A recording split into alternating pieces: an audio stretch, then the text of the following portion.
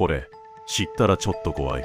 くしゃみ、実は時速 160km、 ただの生理現象だと思ってない？